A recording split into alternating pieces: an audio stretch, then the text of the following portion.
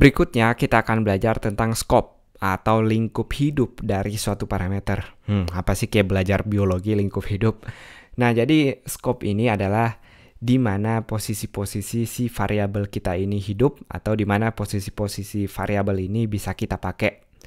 Saya akan kasih contoh kalau kita punya variabel di sini. Saya kasih atau kita komentar aja bagian ini agar nggak rancu, nggak tergabung. Di bagian scope berikutnya akan saya buat satu variabel A, saya kasih nilai 2, lalu variabel B saya kasih nilai 3. Kita akan bikin function seperti sebelumnya, function menghitung. Kali ini kita nggak akan jadiin dia parameter, tapi kita jumlahin langsung, yaitu $C sama dengan $A ditambah $B. Nah, kita tes ketika kita memanggil menghitung, dan kita return lagi di sini, return $C atau ngebalikin hasilnya. Kita echo bagian menghitung. Ada yang masalah, yaitu hasilnya 0. Padahal si $A ini 2, $B 3, harusnya 5 dong.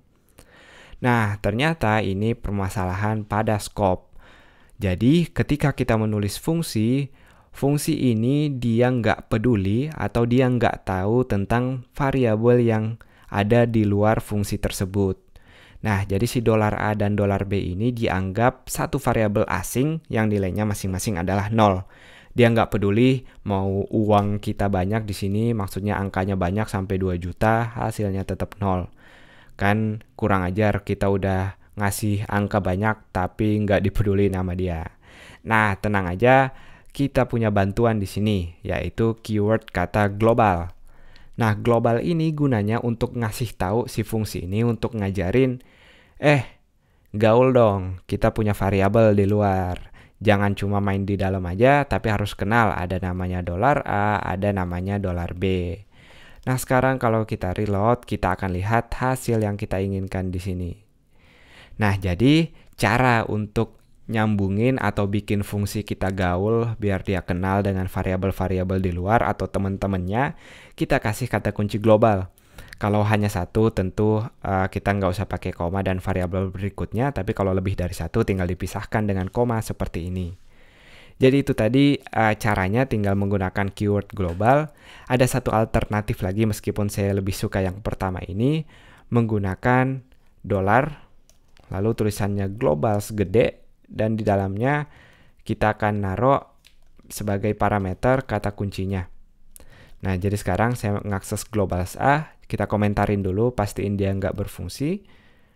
Lalu kita akan tambahkan juga dengan si globals B tanpa sama dengan di sini tentunya.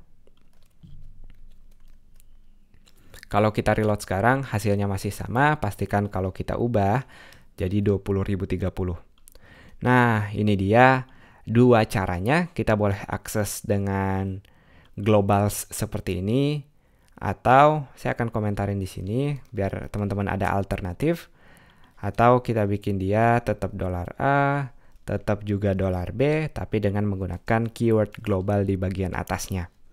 Itu dia seputar tentang scope pada fungsi di PHP.